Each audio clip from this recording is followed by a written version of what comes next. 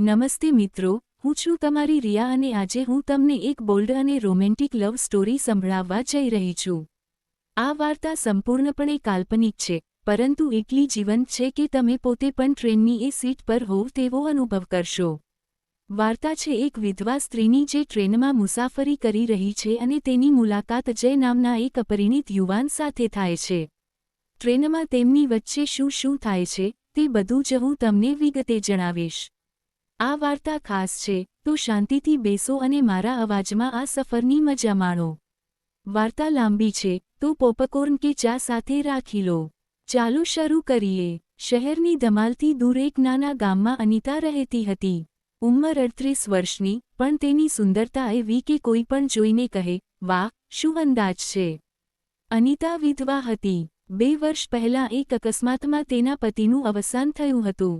ત્યારથી તે એકલી હતી, બસ પોતાની યાદોના સહારે જીવતી હતી. તેને કોઈ સંતાન નહોતું અને પરિવાર પણ દૂર હતો. કામના અર્થે તે દિલ્હીથી મુંબઈની ટ્રેનમાં મુસાફરી કરી રહી હતી. એસી કોચ, વિન્ડો સીટ, બહાર વરસાદ પડી રહ્યો હતો અને અનિતાની આંખો ભીની હતી. જિંદગીમાં કેટલું એકલવાયું લાગે છે, તેણે મનમાં વિચાર્યું. ટ્રેન સ્ટેશનથી ઉપડી. અનિતાએ પોતાની સીટ પર બેગ રાખી અને પુસ્તક કાઢ્યું, પણ તેનું મન લાગતું નહોતું. સામેની સીટ ખાલી હતી. ટ્રેન ગતિ પકડી રહી હતી, ત્યાં જ એક છોકરો ટિકિટ ચેકર સાથે આવ્યો. મેડમ, આ મારી સીટ છે, તેણે કહ્યું. અનિતાએ ઉપર જોયું. છોકરો 25 થી 26 વર્ષનો, હેન્ડસમ, ઊંચો અને હસતી આંખોવાળો હતો. નામ હતું અજય. તે અપરિણિત સોફ્ટવેર એન્જિનિયર હતો અને નોકરી માટે મુંબઈ જઈ રહ્યો હતો. ઓહ સોરી, અનિતાએ કહ્યું અને પોતાનો સામાન સાઈડમાં કર્યો. અજય બેઠો. હેલો, હું અજય છું. આપ? અનિતાએ ખચકાતા કહ્યું. અનિતા. વાતો શરૂ થઈ. અજયે કહ્યું, વરસાદમાં ટ્રેનની મુસાફરી કેટલી રોમેન્ટિક લાગે છે ને? અનિતા હસી, હા, પણ એકલા હોઈએ ત્યારે ઉદાસી વધુ લાગે છે. અજયે ધ્યાનથી જોયું, તમે એકલા કેમ? ફેમિલી? અનિતાએ માથું નમાવ્યું, હું વિધવા છું. અજયનો ચહેરો ઉદાસ થઈ ગયો. સોરી, મેં પૂછી લીધું. પણ અનિતાએ કહ્યું, કોઈ વાંધો નહીં, જિંદગી તો ચાલ્યા કરે છે. રાત પડી. ટ્રેનની લાઇટો ડીમ હતી. અજયે ચા ઓફર કરી, ચા પી લો, મૂડ સારો થઈ જશે. અનિતાએ ચા લીધી અને વાતો વધી. અજયે પોતાની જિંદગી વિશે જણાવ્યું, અપરિણિત, કોઈ ગર્લફ્રેન્ડ નહીં, બસ કામ. અનિતાએ પોતાની વાર્તા કહી, લગ્ન, પ્રેમ અને પછી પતિનું મૃત્યુ.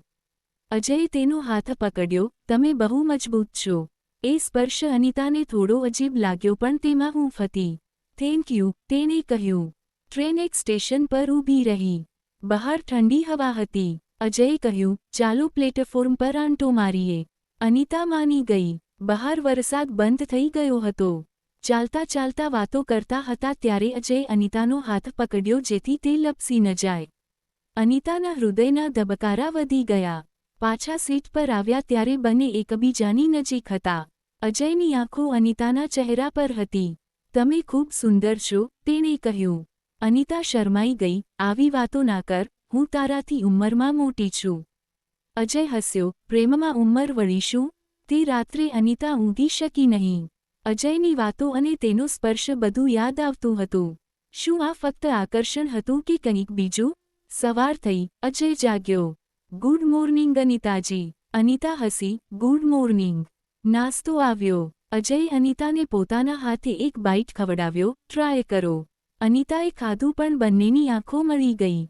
એ ક્ષણ ખૂબ રોમેન્ટિક હતી. દિવસ ચઢ્યો. ટ્રેન પહાડો વચ્ચેથી પસાર થઈ રહી હતી.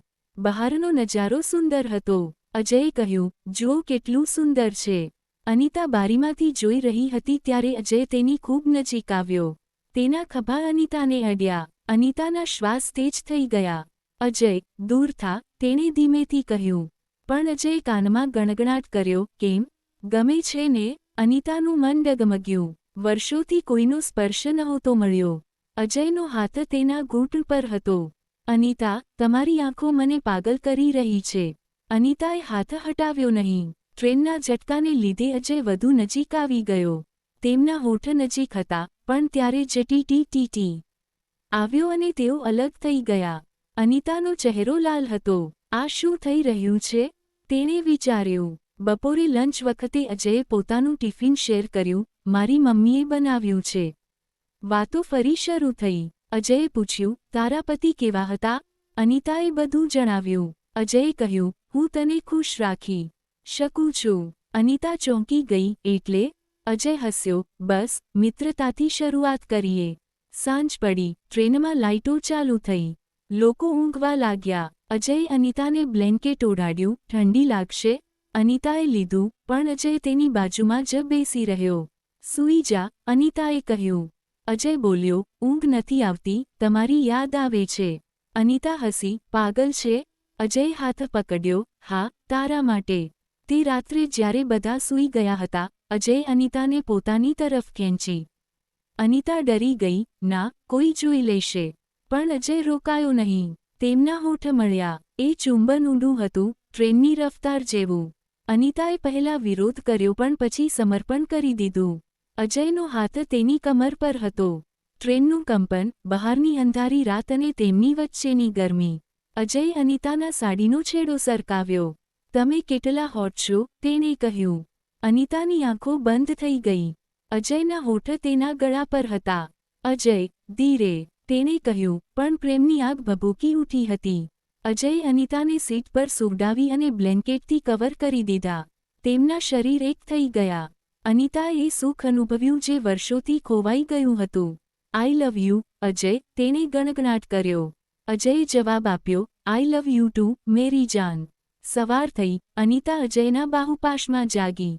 શું આ સપનું હતું? અજય હસ્યો, ના, હકીકત છે. પણ હવે ડર હતો, ટ્રેન મુંબઈ પહોંચવાની હતી. હવે શું? અનિતાએ પૂછ્યું. અજયે કહ્યું, આપણે મળતા રહીશું, આ તો શરૂઆત છે. ટ્રેન મુંબઈ પહોંચી. અજયે અનિતાનો નંબર લીધો. અનિતા હોટલ ગઈ, પણ તેનું મન અજયમાં જ અટવાયેલું હતું. સાંજે ફોન આવ્યો, અનિતા, મળને. અનિતા માની ગઈ. તેઓ બીચ પર મળ્યા, સમુદ્રની લહેર અને તેમનો પ્રેમ. અજયે અનિતાને ગળે લગાવી. ટ્રેનની એ રાત યાદ છે? અનિતા શરમાઈ ગઈ. અજય તેને હોટલ લઈ ગયો. રૂમમાં પહોંચતા જ પ્રેમ ફરી ભભૂક્યો. તે રાત વધુ બોલ્ડ હતી. અજયના સ્પર્શમાં અનિતા ખોવાઈ ગઈ. દિવસો વીતતા ગયા, અજય અને અનિતા મળતા રહ્યા. અનિતાનું એકલવાયાપણું દૂર થઈ ગયું. અજયે કહ્યું, ચાલો લગ્ન કરી લઈએ.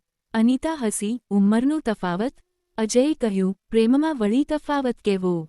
પણ પડકારો આવ્યા. અનિતાના પરિવારને ખબર પડી, એક જુવાન છોકરો, લોકો શું વિચારશે? પણ અનિતાએ કહ્યું, હું ખુશ છું. એક દિવસ ઝઘડો પણ થયો. અજયની એક્સ ગર્લફ્રેન્ડ આવી અને અનિતાને ઈર્ષ્યા થઈ. તું મને છોડી દઈશ? અજયે ગળે લગાવીને કહ્યું, ના, તું ફક્ત મારી છે. એ રાતનો પ્રેમ વધુ પેશનેટ હતો. પ્રેમની પરીક્ષા આવી, અનિતા પ્રેગ્નન્ટ થઈ. અજય ખુશ હતો, પણ પરિવાર માટે આ આઘાત હતો. પણ અજય મક્કમ રહ્યો, હું અનિતાને પ્રેમ કરું છું. નાનકડા સમારંભમાં તેમના લગ્ન થયા. હવે તેઓ સાથે હતા. અજય અનિતાની ખૂબ કાળજી રાખતો. ટ્રેનની એ મુલાકાતે બધું બદલી નાખ્યું હતું. તેમને એક દીકરો થયો. પરિવાર પણ માની ગયો અને પ્રેમનો વિજય થયો. મિત્રો, સફરમાં મળેલો પ્રેમ કેટલો ખાસ હોય છે. જો વાર્તા ગમી હોય તો લાઇક અને શેર કરજો અને ચેનલને સબસ્ક્રાઇબ કરજો.